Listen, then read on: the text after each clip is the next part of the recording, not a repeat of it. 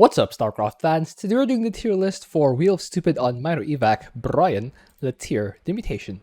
Minor Evac is the map where we have to fight our way to the evac ships, and defend them from the infested as they launch. We have to successfully defend 5 ships to win. On brutal difficulty, we lose the game if we lose more than 1 ship. Random mutators cycle in for over 4 minutes, and then cycle out for a new one. There are 3 active at a time, and a mutator switches every 90 seconds. Alright, so we have Joni and Edmund home in the call with us today. How are you guys? I'm living the dream. Been a long Fantastic. week. I'm really sleepy. Oh my god, don't even start. Don't even let me start. Edmund home, how do we rank the commanders this week? Chaos Studios, obviously, it is the Metse platter of mutators, so it is literally like how mutator proof is your commander in general, and then how well do they deal with minor evac. It's as simple as that. Okay, what do you think, Edmund home? How good you are against basically every mutator in the game, but in the context of minor evac specifically. So yeah. Alright, that seems fine. Let's begin. Abathur, where do we have him?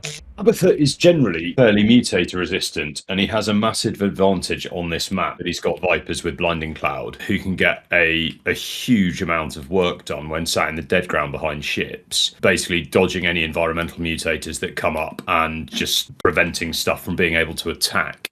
With that being said, he has potential for, I was going to say very slow start, but kind of like no start at all. If certain mutators are rolled, they're going to stop him from farming biomass early on. So he's good, but he's not perfect. I had him in A tier. What do you think, Edmund home? Yeah, he's pretty good overall, but any mutators that mess with your farming will, as per usual, make things a little more difficult. He does have the other advantage of the Viper Abduct cheese on the ships. If you use that, then it's completely free. If you're wanting to play more legitimate, then yeah, he's probably like A tier, but I would say S because of the ship cheese. What do you think about the ship cheese, Joni? I mean, the ship cheese is S tier, but it seems slightly. I mean, it's like double S tier. We either put him in, we either put him in sort of triple S tier as just free, or we don't. So I'm gonna fight for him to stay in A tier just because I'm cheese resistant this week. Honorable Joni. All right, if it's not unanimous, it's not S. So that's where Abathur goes. Prestige wise, maybe no prestige or second prestige still. I think probably 2. I think you're going to want to be deploying swarm hosts, and therefore 2 just obviously powers them, but also gives them that extra mobility that can be pretty useful if you get environmentals. All right, moving on. Alarak, where do we have him? Alarak is significantly less strong against a wide variety of mutators, I would say, but he does still have some good punching power. Things like Black Death, though, are going to do you in, so there are some major problems he could have. In general, though, I think he'll be fine, so I have him in C tier. What do you think about C tier, Joni? I think C tier is quite low. Like, Alarak's quite good on this map. You know, he can basically defend a shuttle with purely himself, the mothership, and then like a war prism with overcharge. Made particularly useful when the prism with overcharge can just sit effectively in some dead ground and not really be prone to being touched at all. He does have some weaknesses, double-edged being a really obvious one, but also you can get some really sort of cruel combinations of mutators on this. Speed props, like he's not going to do well against killbots, that kind of thing. So yeah, he is quite good. I had him in A tier actually. I can see B tier, but I don't think he's anywhere near as bad as some of the commanders I've got in C tier. So there are 3 things here. First is killbots are not in Chaos Studios. The second thing is, have you considered just no, they're not. Have you considered just No, they're not. Sorry, I was looking at the wrong list. Have you considered just waiting out bad combos or full clearing the map? So yes to both. I think the difficulty with it, like bad combos, yes to an extent. Something like speed props, you've got to address because it is just going to overwhelm you. Like there is no option to wait it out per se. As ET said, like Black Death is going to be problematic for him. Like polarity is a problem in and of itself, and like this map does have a timer on it. So Unless you're I Abathur. appreciate it's slightly well.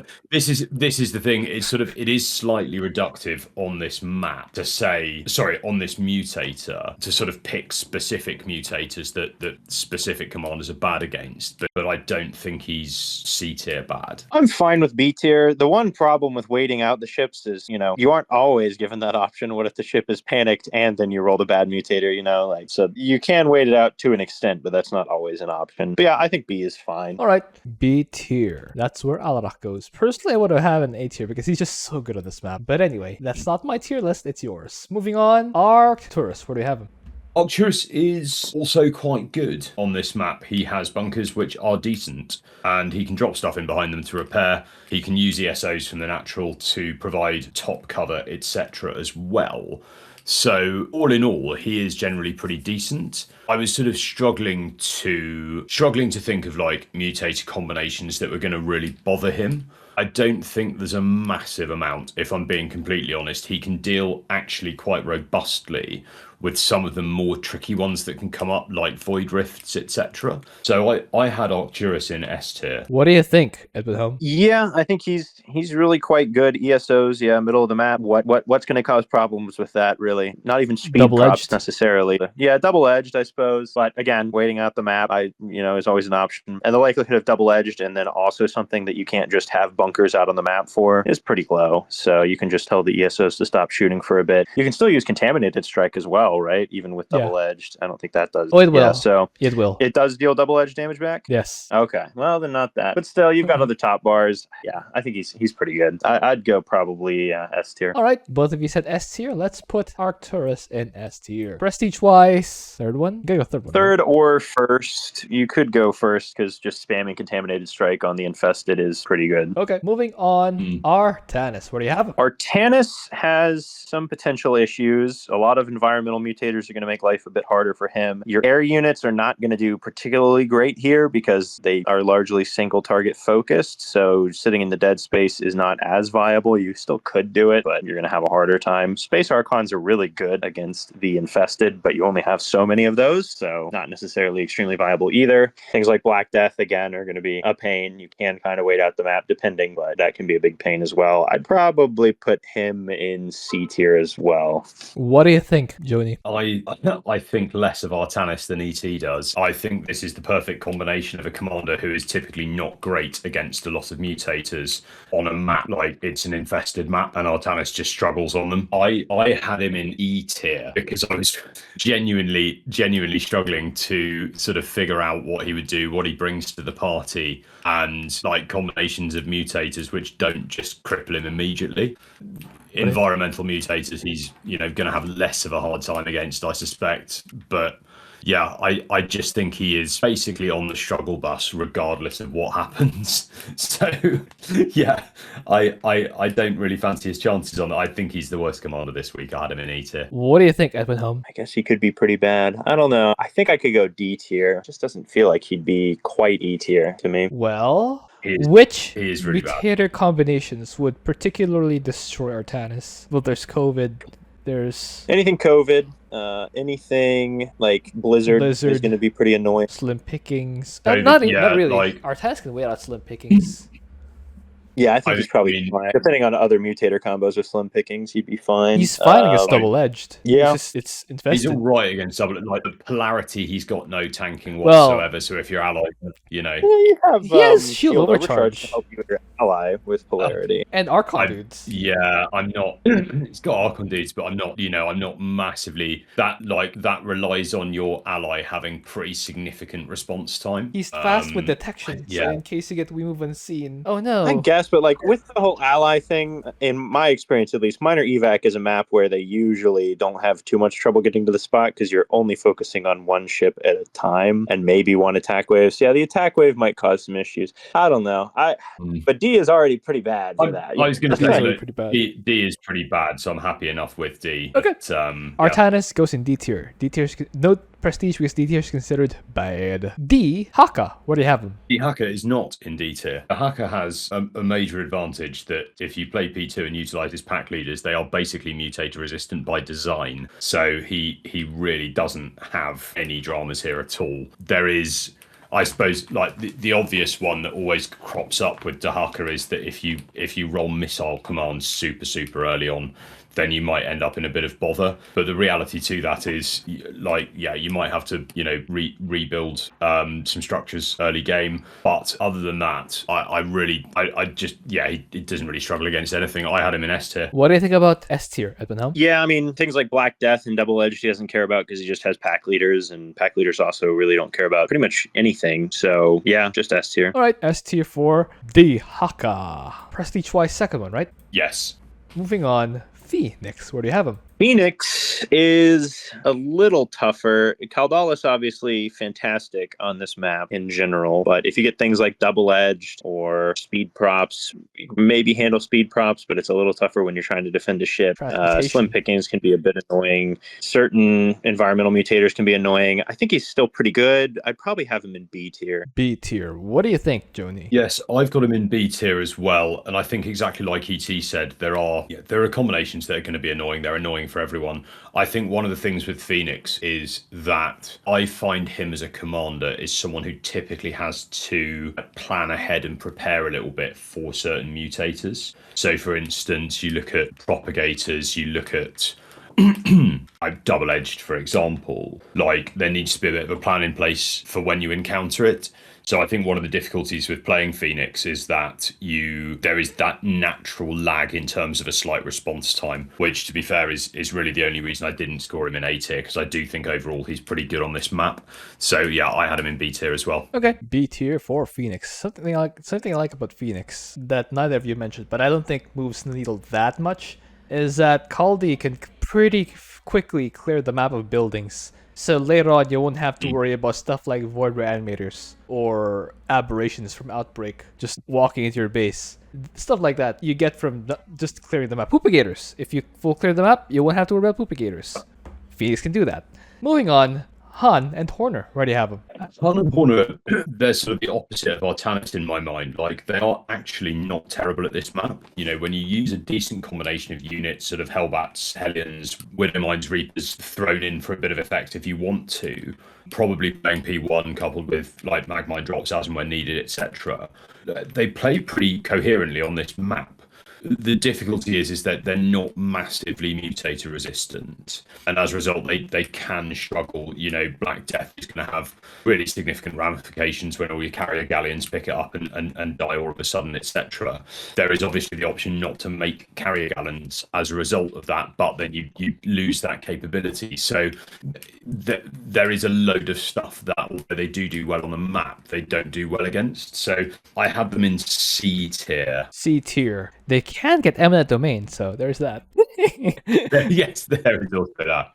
No cheese. What do you think, Edwin? Yeah, the strike fighters can be helpful with the fire and all that, and can help clear the map in theory. And fire bats are pretty good. It's okay. Vikings are pretty good as long as you're not up against things like Black Death or Double Edged. Then the Vikings are going to be great. So yeah, I think they're fine. I think C tier is probably fair. C tier, which is short for we have no idea where to put them. Prestige-wise, first one? Right? Yes, I think yeah, first one, yes. All right. Yeah. Moving on, Karax. Where do you have him? Well, I know where to put Karax. He's got space lasers, and he's got cannons, and he's got observers, so he's got everything you need. So I'd have him in S tier. What do you think, Joni? Yeah, I think exactly the same. There is the argument that a combination of environmental mutators and eminent domain could like really see you off. But I think that's, probably, like ET said, given that you've got decent space lasers, etc., there is obviously always the option Counterplay. to, like, transition. Say again, sorry. There's always counterplay. Well, I was going to say you could always transition into carriers if you wanted to as well. Like, they are quite mutator resistant in and of themselves, and it gives you that bit of additional mobility also. So, yeah, I think he's got a decent picnic basket worth of options there. So I've got him in S tier as well. Okay, that's a unanimous S tier. Moving on. Oh, wait, Prestige-wise, third one, right? Yes. All right. Moving on, Kerrigan. Where do you have him? I was trying to work out exactly what playstyle for Kerrigan would work best because, as we all know, P1 lurkers are great. And this is, in my opinion, not a map where you need sort of grotesque amounts of mobility. there is the environmental mutator issue, but at the same time, you've got additional movement on creep, etc. Is it going to be a massive problem? Maybe, dependent on how good you are with your hero unit yourself. The obvious other advantage, if you do so, is that you've got like increased health regen, etc. from malignant creep, so you are slightly more resistant to some of the mutators. You also have the ability to then send Kerrigan around the map, cleaning up buildings, etc. So actually clearing the map quickly as well. So I did not have time to go through the whole raft of her prestiges, figuring out which one was best. But I do think there is potentially quite a strong shout for playing P1 this week with Kerrigan. Yeah, I thought she was fine, but not amazing. There are definite holes in her game, so to speak, losing her hero unit, as always, being the main one. And there are certain mutators which you can roll that will make that pretty easy.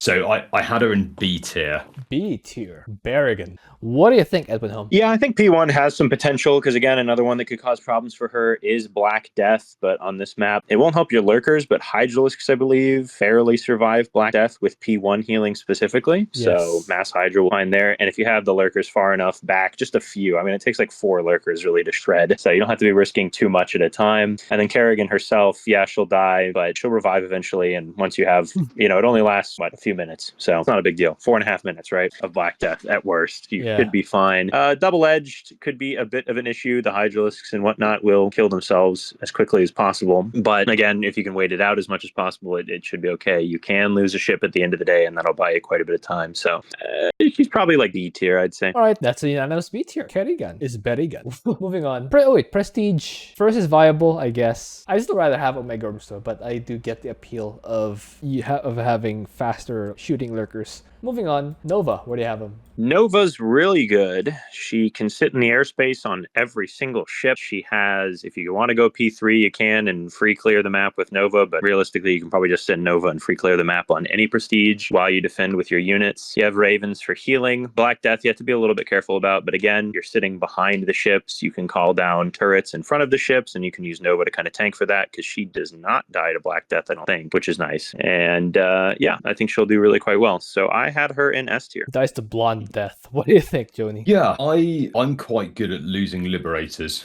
to environmental mutators, so I'm probably not best positioned to. Very good skill to have. It is a skill that I've mastered over the years. It is not my favorite thing. With that being said, yeah, look, Nova herself is very mutator resistant. I think my reticence around putting her in S tier was mainly around the fact that because her army is simply so expensive, there is a vulnerability there to some of the economic mutators that come in, and then if you do start losing stuff, you are going to have problems replacing it as well. So I had her in A tier. I wonder what ET thinks about the sort of like problems that I've had with it. And please don't say just play better. So here's the thing, right? Like, a lot of her units are expensive, but one unit that isn't expensive with P1 is Ravens. Ravens really are pretty cheap, and they are extremely good on this because they can just spam out turrets. So even if you're only making Ravens and Nova, I think you probably are completely fine in most situations. And at worst, the resource mutator is going to last, 4.5 minutes, right? And Ravens are also quite survivable. They can move well. They have healing for each other. You have defensive drone. I don't think you're going to have too many problems, even if you could only build those and no liberators. But realistically, you're going to be able to build liberators eventually, especially because even if you get slim pickings, you can just start sending SCVs out onto the map. A lot of times, if you're good at that, which I guess that's a get good, but it's an easier get good, I would say, just clicking an SCV around here and there.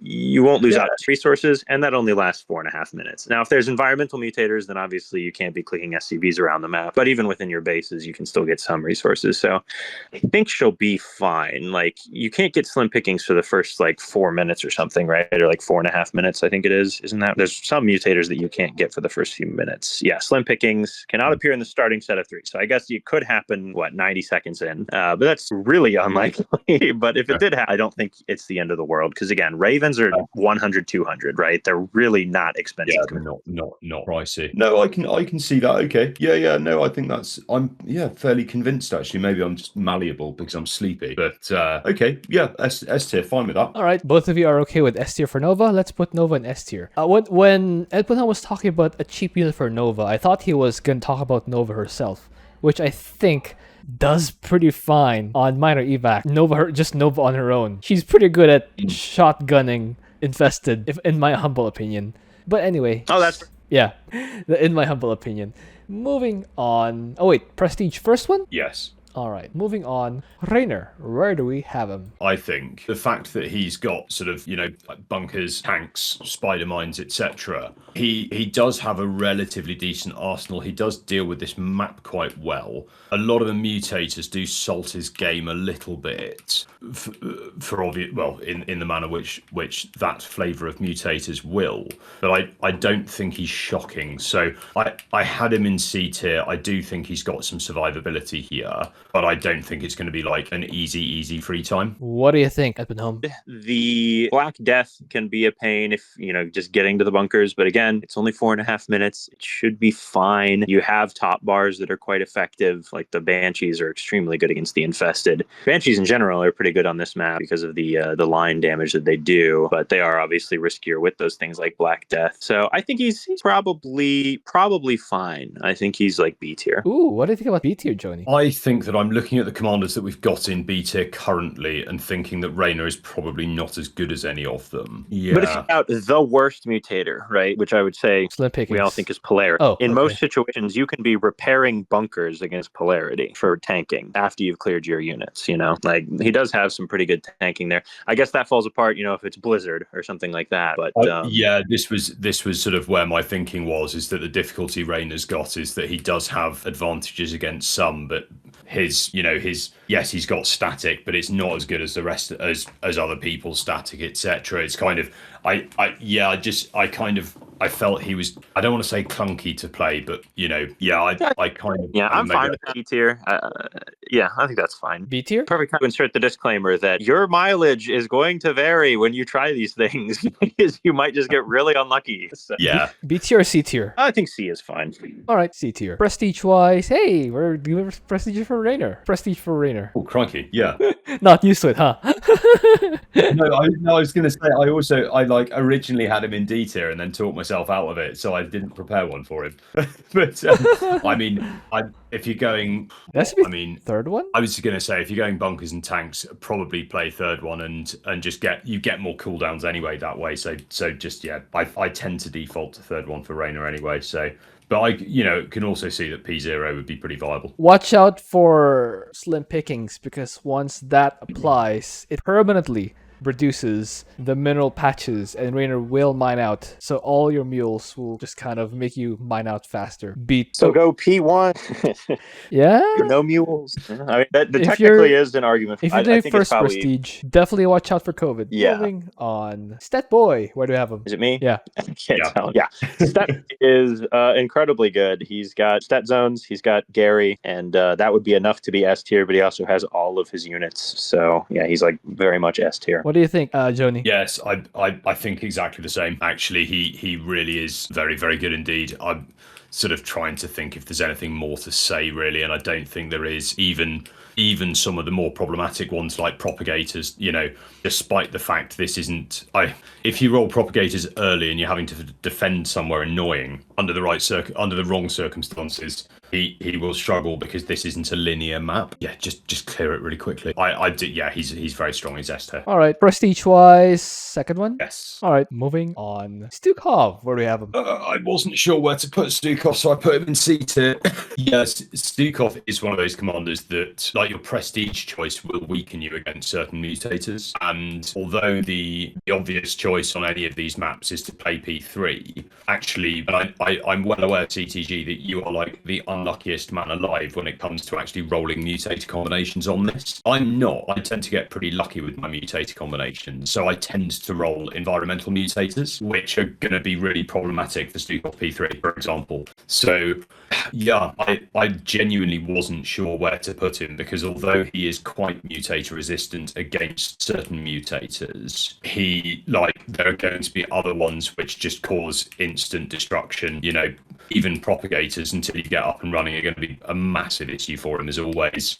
I genuinely wasn't sure, so I'll stop wittering and put him in C tier. The stream page is like completely messed up, by the way, now. Oh. Better than C tier? I'm trying to think. Like, obviously, I don't think P3 because, you get Blizzard, you get any environmental, really, or units to the ships is going to be tough. But it's like, what causes issues for P1? Double Edge should be mostly fine because you can rely on the siege tanks. Black Death isn't great, but that's one, right? That's pretty bad. Slim Picking should be fine because you can use Diamondbacks to pick up stuff. Brood Queens are really, really good against the Infestals and microtransactions and things like that. I don't know. I think he's probably on par with the B tiers in my mind, at least. To be fair, in my head I had like picked holes in P3 to such an extent that I think I had probably underrated P1 for this map and slightly overlooked it. So yeah, I can see why P1 would be the preference over P3 here. So I'm perfectly happy with that in B tier. All right, especially because you can still, right? So like, yes. Even if it's Black Death or something, you have tanks behind bunkers at the ships. Bunkers can move around and they heal super fast. Just make sure they don't get Black Death. But I think, do they out heal Black Death with their healing upgrade, or does it not kick in? I couldn't say. If they are rooted,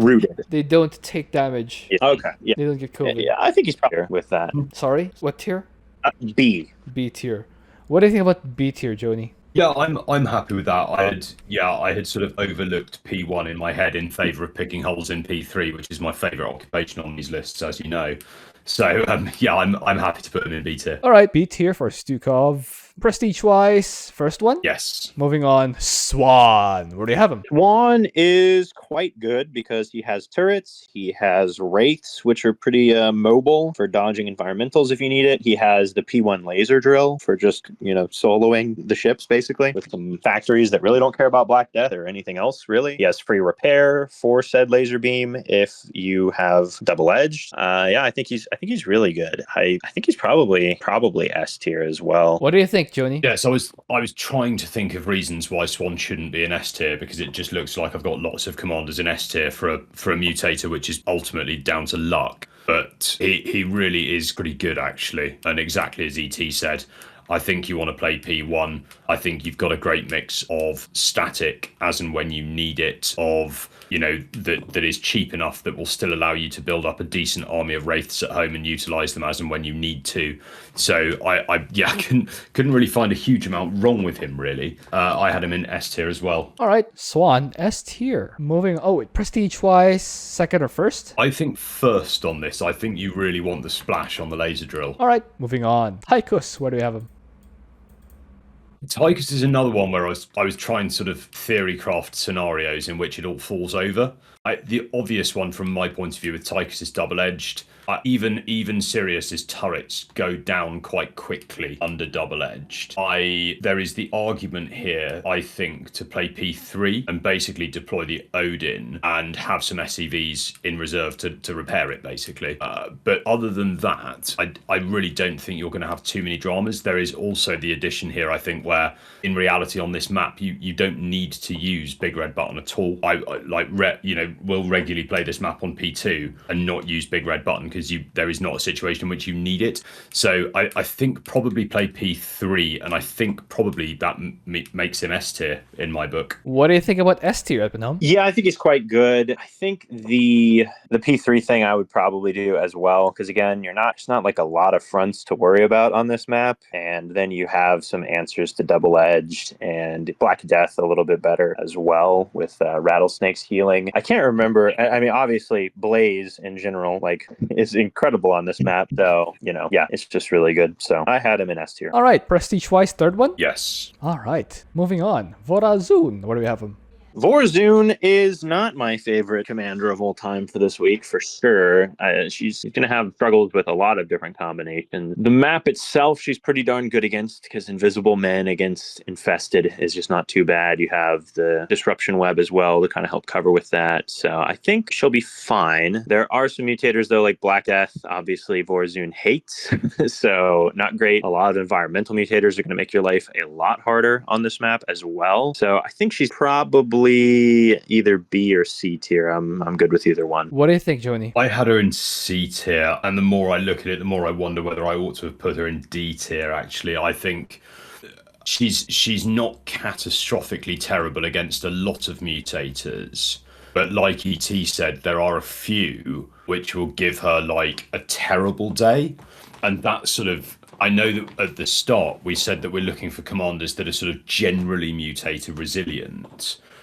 On sort of the reverse of that coin, I think Vorazun is one of those commanders that some of these mutators will simply ruin her day completely. Yeah, and Black Death, double-edged props, all the standard stuff really. In addition to the fact that she's not going to have a great time probably with the likes of Void Rifts, etc. Certainly if you roll them in the early game. Yeah, I'm sort of inclined to put her somewhere between C and D tier. Although the more I think about it, the more I think she ought to be in D tier. So I'm happy with C, but it'll be near the bottom of it in I think. Okay, both of you agree with C tier. Let's put Vorazun in C tier. I'm just curious, Jody. What is your plan as Vorazun on this mutation? Well, I mean, just to hide my head in the sand and panic, F10Q and pick another commander. To be honest with you, Vorazun is one of the commanders that I really didn't have a good plan for.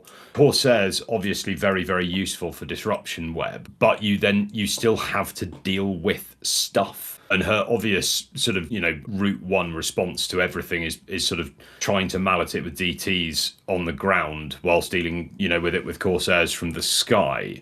And I'm not sure if my plans would necessarily change, but you just have to be so careful with her on so many of these. See, the only thing I really have to do is to put a dark pylon where the ship is, and then ring it with cyber cores, and then snipe overseers. That's it. Oh, and banshees. Snipe overseers and banshees. That's it. So but this is going back to this is my week of anti-cheese, and I count dark pylon walls as cheese. Really? Because that's kind of really. You consider that?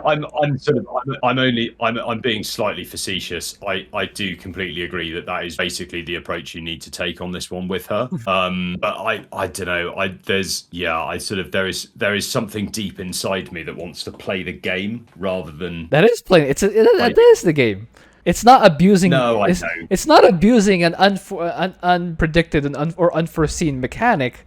It's literally what she does. It's cloak. Yeah, I do. No, I do fully appreciate that, which is why I'm not sort of pushing back any harder. But I don't know. I don't like it.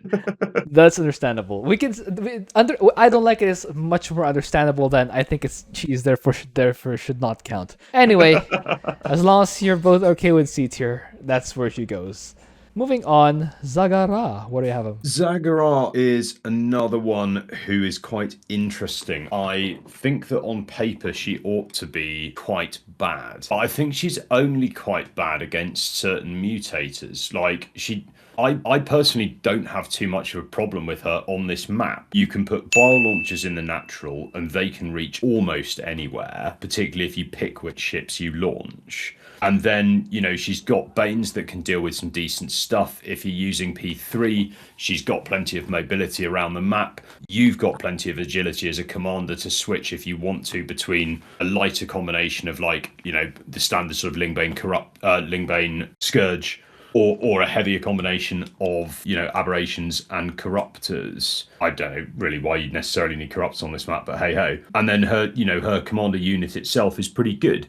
She's not massively mutator resistant, and there are certainly some that are going to give her problems. But at the same time, free disposable units does do quite a lot of legwork in quite a lot of situations. So she's going to struggle with some of the economic ones, particularly if you are, happen to be switching, transitioning combinations, etc. But I didn't feel that she was as awful as she ought to be on this. What do you think? Having said that, she's not brilliant. So I had her in somewhere between B and C tier. What do you think, Espenholm? Yeah, I think Zagara, in my experience, does not like this map much in the first place. So you combine that with any amount of mutators, and you can start to really not like the map. So she's not horrible. I don't know. I feel like I'd like to be Artanis about as much as I'd like to be Zagara here. I'd probably say D tier, but I am fine with C, I suppose. All right, both of you are okay with C tier. That's where Zagara goes. Prestige-wise, what do you think? 3, I think. Third one. Yeah, 3 probably. All right. Zeratul, what do you have him? Not in C tier. He's got cannons, D tier? which he can build at home. Yeah, not in C tier. F tier, baby. F tier. No, he's got cannons which you build at home and then just get them to do whatever you like. I can make them make breakfast. Oh, they will. They're that good. They really will. They'll bring it to you in bed as well. Did you know that Projecting from the CTG kitchen. stands for cannons? They're good. Cannons, they're great. They're great. Yeah, he's S tier. All right. What do you think, Edwin? Yeah, F tier is, the tier for commanders that actively hurt your ally, and you'll be actively hurting your ally in that you're going to be making them feel really bad about themselves because they won't be able to help you at all. So I think that makes him more of an S, but yes, I think he's S tier. Cannons are incredible. All right. There we go. So do we have a double S? Well, it depends if you want to be cheesy about it, doesn't it? No, I don't think so. Top of S? I think Zeratul's probably best this week. Then? Dehaka is always going to be a strong shout against, anything that involves like random mutators, basically. Oh yeah, it's true. And I think probably better though. Just space lasers literally don't care about a single mutator, right? And then you have cannons, but you could probably just beat the whole map with space lasers, basically. Depending on how long you can sustain the ship with a cooldown on your space lasers, That's true. Again, you don't have you basically will never have to do that. You should be able to build cannons even with most environmentals. Like, can you get the nuclear annihilation? You can, right? With this week. Going nuclear? Yes, you can. Yeah. Going either, yeah. That's like the only environmental that's actually going to kill your cannons in any significant way. So every other one, like Blizzard, Repair Beam, the Lava Surges, Lava Burst, as long as you space the cannons out, you're not going to lose too many of them. Twister, who cares? Like, I don't know. It's like none of the environmentals are going to matter much except the going nuclear. Orbital Strike and Purifier Beam are both pretty annoying. They're annoying. Yeah, You can use I don't know. observers But for Purified Beam. It's not a thing. yeah, you can just Purify Beam. I think he's Skill check. I think he's pretty good. I guess, but I feel like, Dehaka is fine. I think they're both about the same, so I'm fine with having Dehaka. They're both pretty solid, really. And I'd probably put Stetmann after Karax, I think. Yeah, that's fine by me. And then probably Minsk, because Minsk gets literally like, is double-edged on the map? No, it's free, right? So, or clarity, I guess. Yeah, no, happy with that. And then I personally, I would put Swann above Nova, but that, as we've discussed, that is a personal preference. Swann is indeed blonder than Nova. Moving on, top of A tier? Oh, hang on a minute. Tychus. Did we put Tychus in S tier? Oh, sorry. We did. We did. I think I'd probably rather play Tychus than Swann. Yeah, I think that's fair. And then Swann probably above Nova, because actually P1 laser drills, like, if you want to be lazy about it, Swann is very good on this. So if you're a lazy player, not that anyone wants to admit they are, do I Swann. I am lazy. Yeah. I like playing All Stukov right. P3. That's why I play co-op. I'm still trying to get the 0 APM challenge. Lazy drill. That's in the name, right? Draken Lazy Drill. Moving on. Yeah, he's probably the simplest, lowest APS this week. Not necessarily the strongest, but definitely, keep that in mind, folks. All right. I mean, that is how you could do it, isn't it? I think you could genuinely hit 0 APM if your co-op partner was half decent with this on P1. It's gonna have to be tried. If your ally is Abathur and he does the abductees and then delays the map for 9 hours, you can probably get away with 0 APM if you average it out. All right, top of B tier? I'd be inclined to say Alarak, probably. I think. Well, yeah, I thought it was A tier. Then? Possibly Kerrigan, slightly better than Fenix. All right, then. And I had Stukov in C tier, so yeah, I'm pretty happy with that. But I don't know what ET thinks in terms of this, because he is thought about Stukov more intelligently than I did this week. I guess it's like, I don't know.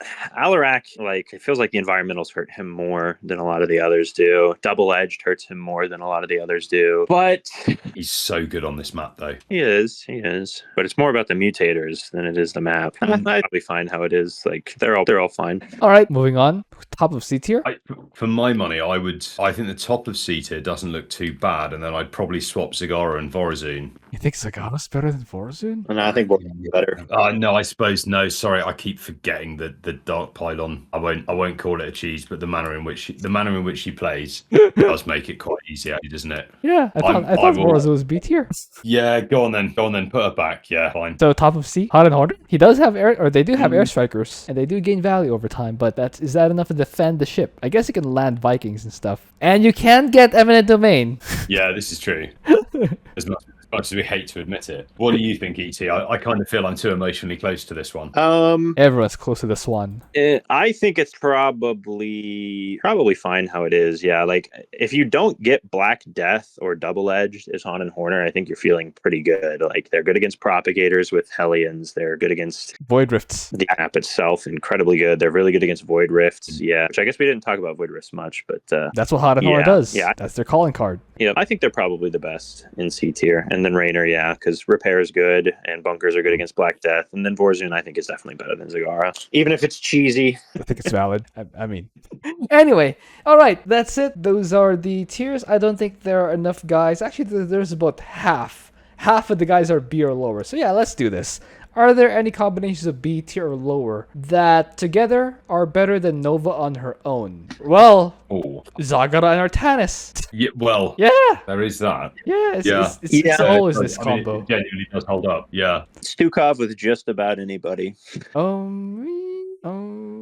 Maybe. Alarak really just needs someone to keep him healed. Yeah, like Raynor, Alarak, something like that. Let's make some medics for Alarak and then don't make bio. Something like that. Yeah, something like that. That'll work. But is it better than Nova on her own? Because Nova's shotgun is really good. Then again, Nova's shotgun will destroy her with double-edged. But she's a lot cheaper to bring back. That's what I say. The cheap unit for Nova is Nova herself. It's Nova, yeah. Well, and again, Raven turrets are incredibly good against double-edged. That's true. This is quite a tricky one to do synergies for because the manner in which we've ranked them means that there's going to be a weak link somewhere because of where we've put them. Do you know what I mean? All right, that makes sense. So I guess we're good with this. Alright, guys, hope you enjoyed it. Thank you for watching. If you have an idea for it, also, please leave it in a comment. I will see you guys next time.